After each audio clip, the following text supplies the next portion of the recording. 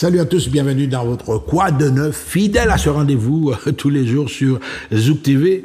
Et aujourd'hui, nous allons aborder un problème vraiment très sérieux. Donc, la violence faite aux femmes. Et j'ai à mes côtés Rita Bonheur, qui est présidente de l'Union des femmes. Rita, bonjour, bonsoir, comme tu veux. Bonjour. Oui. Alors, le thème de la violence faite aux femmes et la campagne continue, parce que vous avez commencé depuis un certain temps et ça continue. Oui, nous avons donc chaque année une campagne annuelle pour l'élimination des violences faites aux femmes.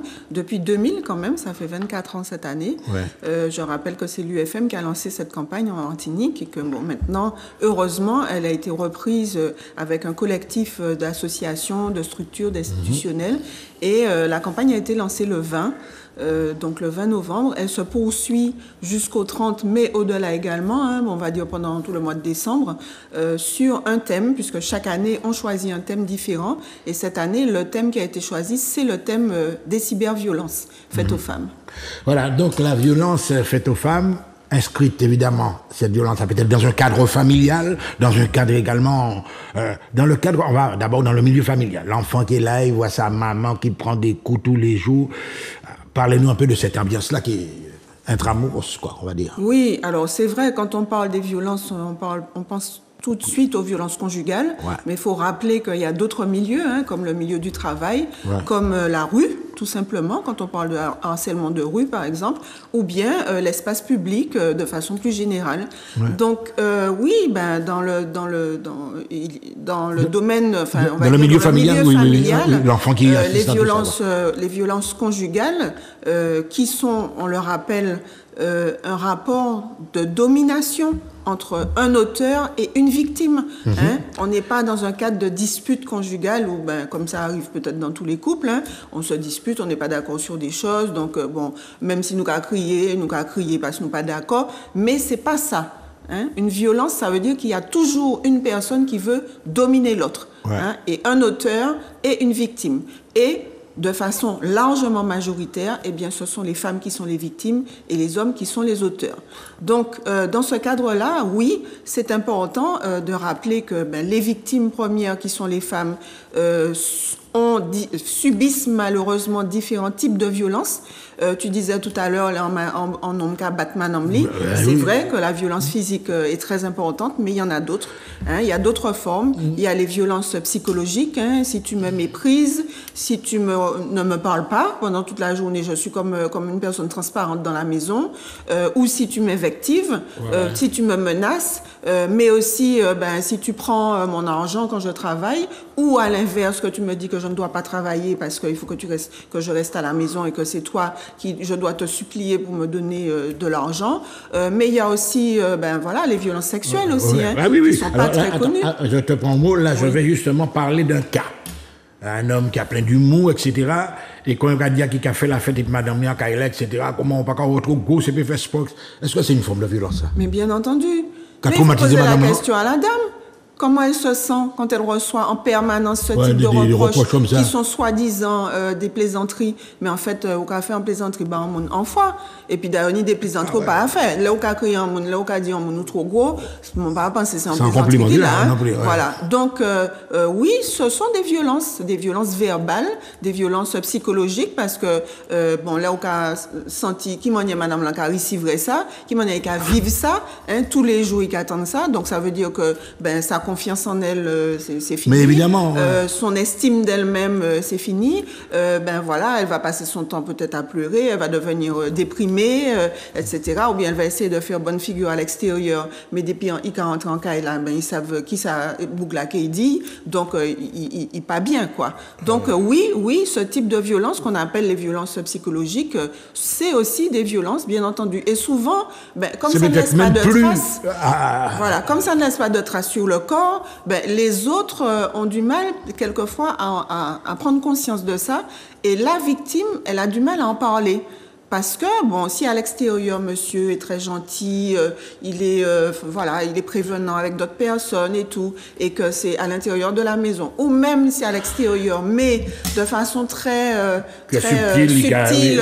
Excuse-moi, je voulais, par exemple, ton épouse avec toi, les copines là viennent la voir, etc., et puis je n'ai pas dit la ridiculise devant les caméras. T'arrêtes aussi quand même. Mais oui, c'est ça, tout à fait. Une grosse violence. Hein. Mais oui, et donc, bon... Et le plus souvent, les copines garient en plus. Hein, encore, ou pas. Ouais. Parce que des fois, elles rient pour se donner une contenance, les copines ou les copains. Les gens n'osent pas rentrer dans dans quelque chose qui est censé être entre époux. Donc, bon, il n'y a pas qu'à mêler, donc il n'y a qu'à rire pour, quand il y a en contenance, ou bien il n'y a qu'à faire comme si il n'y a pas qu'à comprendre ça qu'a passé. Tu vois, ils se détournent de ça. Donc, c'est vrai que, il faut, en tant que témoin, il faut, en tant qu'ami, que frère, sœur, que personne invitée, même si c'est sur le ton aussi de la plaisanterie, hein, mais on peut faire une remarque à la personne pour dire ah ouais mais son cas dit madame voilà ou pas gentil hein franchement on va faire il pas qu'à dire des monde ça des bails comme ça enfin mais il peut dire si Marie une raison et Gilles ou pas ça encore ça a bien foncé encore maintenant bien entendu donc oui si on est un vrai ami on dit pas ces choses là hein, ça c'est vrai si on est une vraie copine si on est un frère ou une sœur ou un parent en principe on ne fait pas ça pour quelqu'un qu'on aime d'accord même si on pense en soi, parce que peut-être que Mme Lancago aussi, parce que justement, il n'est pas bien. Parce qu'il y a des madame aussi, là, il y a des problèmes, des mounes, là, il y a des problèmes, il y a aussi, même s'il n'y a pas à manger, hein, même s'il n'y a pas à manger, il y a qu'à enfler, hein. Donc, parce que le problème là tellement fort, et puis on n'a pas qu'à parler de ça, ça a enflé, quoi. Littéralement, ça a enflé, c'est des bails qui arrivent.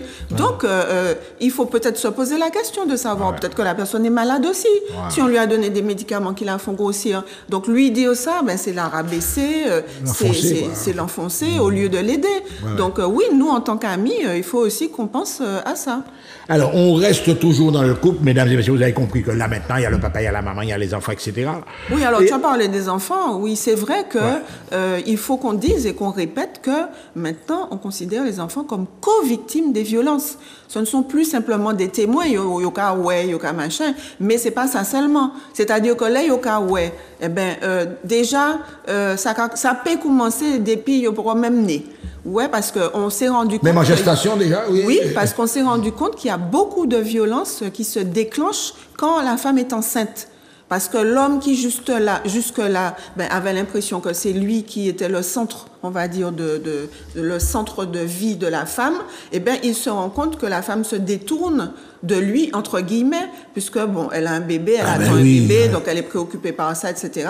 Et on se rend compte que souvent, les violences commencent à ce moment-là. Donc, le fœtus, il ressent, si c'est des coups, il les ressent, mais si c'est aussi l'humeur de la mère qui change, il ressent ça également. D'accord ? Je te prends au mot là-dessus. Oui. Tu m'as parlé de l'humeur de la maman, etc.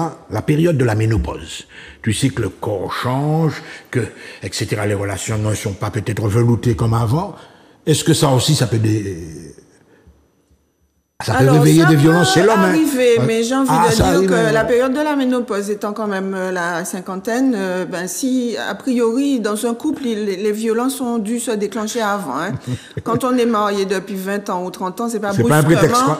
Non, c'est pas brusquement que la violence arrive parce qu'il y a la ménopause. Il y a certainement eu des choses avant, parce qu'on n'est pas gentil pendant 30 ans et puis brusquement on devient méchant, violent, d'accord ? Donc il y a certainement eu des prémices avant. Il y a eu peut-être des violences psychologiques, il y a eu peut-être des violences physiques, il y a eu peut-être des violences économiques, il y a eu peut-être des violences sexuelles, il y a eu peut-être de l'isolement, pas mal de facteurs, etc.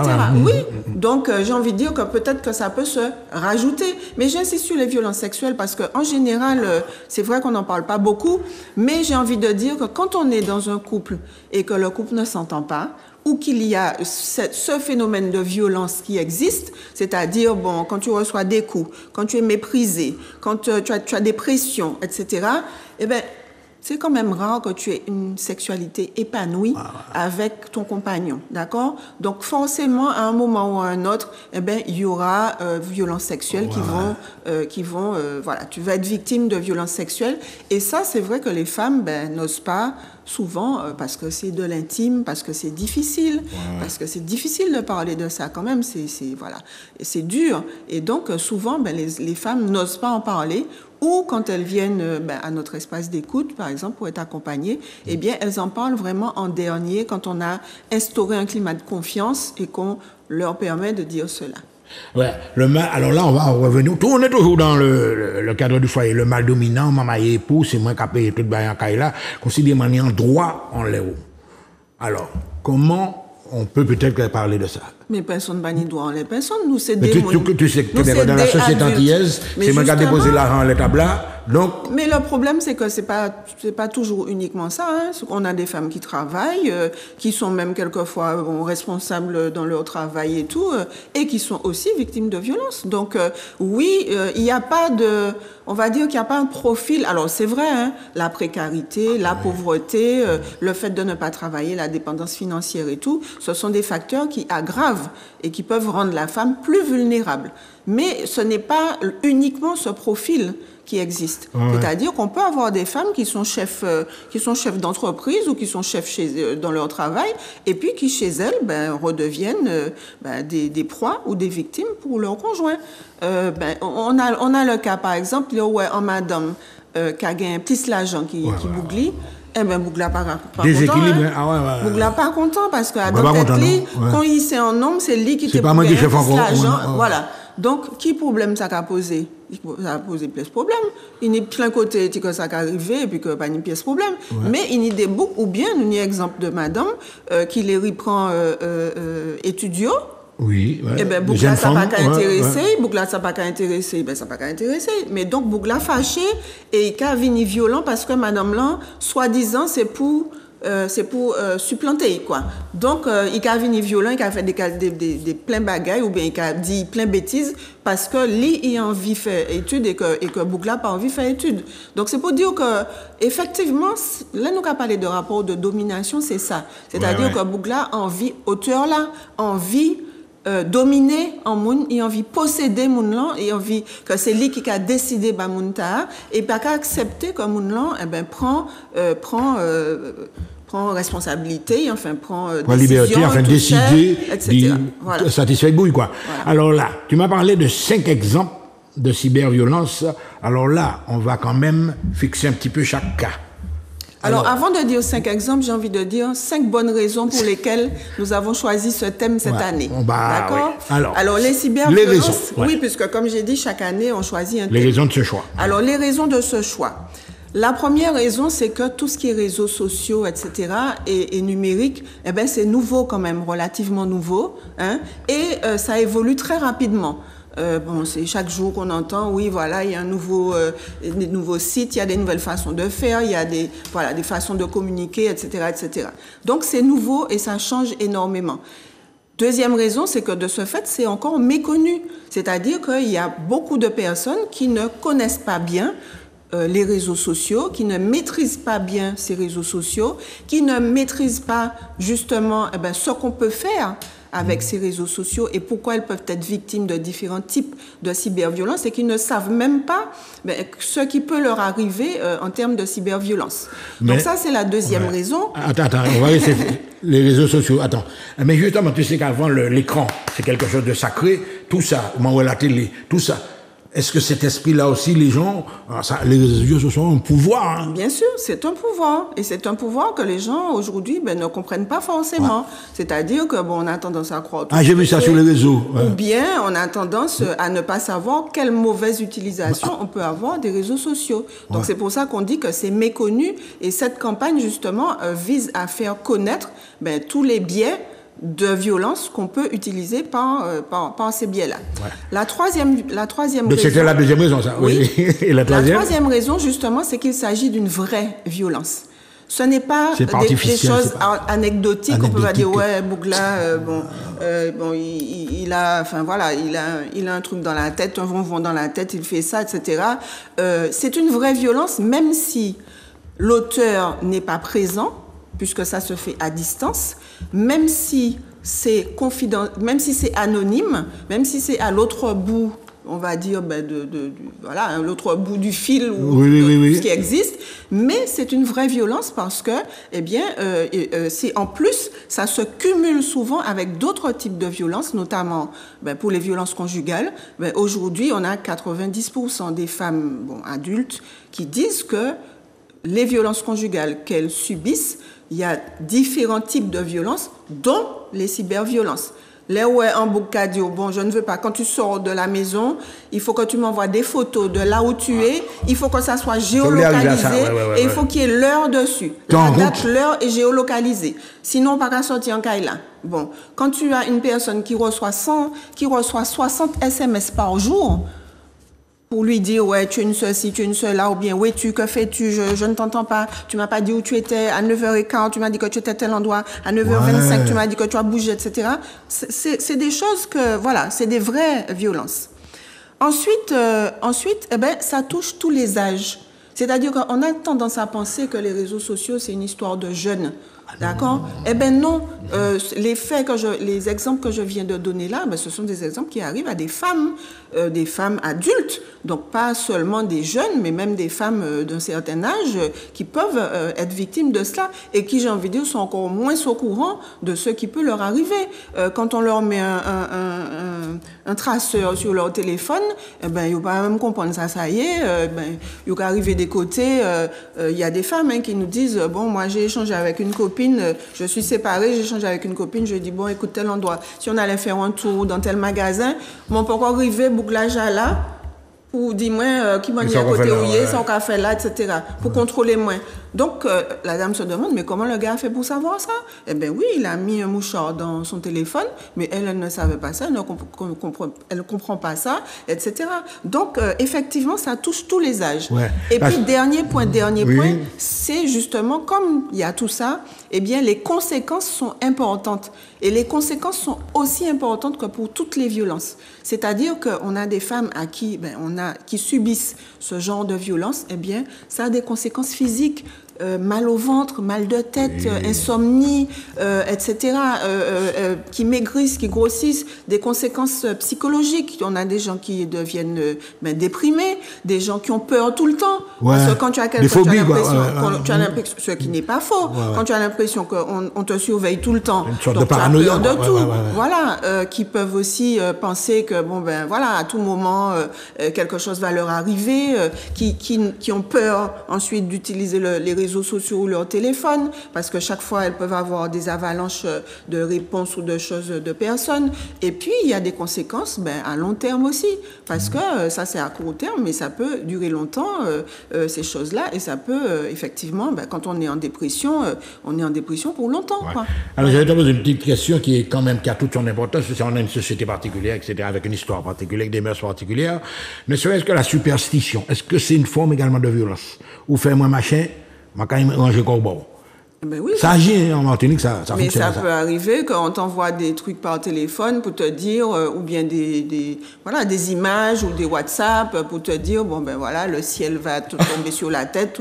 Enfin, je suis gentille quand je dis ça. Ah oui. Mais oui, que tu peux avoir des représailles parce que tu as fait ci, tu as fait ça, etc. Donc oui, c'est-à-dire que tout ce qu'on peut exprimer par ailleurs, eh bien, ça s'exprime aujourd'hui par les réseaux sociaux et avec une impunité, on va dire, qui est plus importante, parce que on ne sait pas toujours. Alors si c'est le conjoint, ça peut, mais le conjoint peut faire des choses aussi qui sont prendre un téléphone, un nouveau téléphone que la victime ne connaît pas, avoir un numéro qu'elle ne connaît pas, ou bien faire en anonyme, envoyer des injures. Ça complique encore les choses, mais évidemment. En anonyme, donc on n'est pas forcément obligé de savoir qui a fait ça. Ou bien dans le monde du travail, il peut y avoir aussi des choses. Si tous les matins tu arrives et puis tu reçois, tu vois ton fond d'écran qui a été changé et puis tu vois des images pornographiques, ou bien on t'envoie, on met sur les réseaux sociaux des choses qui te concernent. Par exemple, tu as été en relation avec une personne et puis pour se venger, ce qu'on appelle revenge porn, c'est-à-dire pour se venger, la personne, tu as accepté de faire des petites photos un peu osées ou dénudées avec la personne, et puis ou bien la personne a pris à ton insu. Aussi, il y a ça aussi, ouais. Voilà, à la plage, des relations sexuelles que vous avez et puis parce que nous fâchés, mon encore en niveau, ça va tout le monde. Tu arrives à ton travail, les gens voient ça, ça a une influence, les gens commencent à te regarder de côté, on va te demander est-ce que tu es fiable dans ton ton travail, ça peut avoir des conséquences très importantes aussi. Alors, on va faire quand même un petit bilan. Ça, les actions ont débuté depuis quand même quelques jours. Oui. Ouais. Alors, tu as des retours, comment ça s'est passé pour le moment? Ouais. Eh bien, il y a eu un certain nombre d'actions. Bon, par exemple, le 25, nous avions un village de la prévention et de la sensibilisation au Diamant, oui.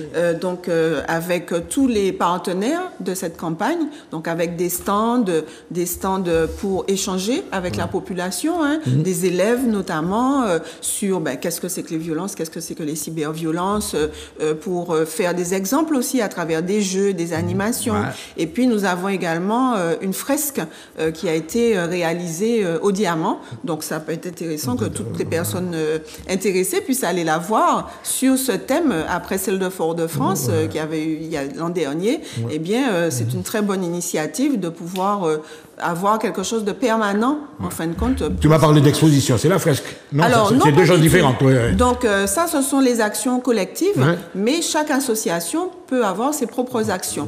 Ouais. Ainsi, l'Union des femmes de Martinique, le 24, a fait un web atelier sur le thème des cyberviolences à distance, justement, donc avec quand même un certain nombre de personnes. C'était très intéressant. Et puis, nous avons également un rendez-vous le 9 décembre, donc à venir, à Sainte-Marie, donc à 16h, le samedi 9 décembre, pour toutes les personnes de la région, qui sont intéressées, etc., voilà, qui peuvent venir discuter, échanger avec nous sur les violences en général, mais sur ce thème-là en particulier.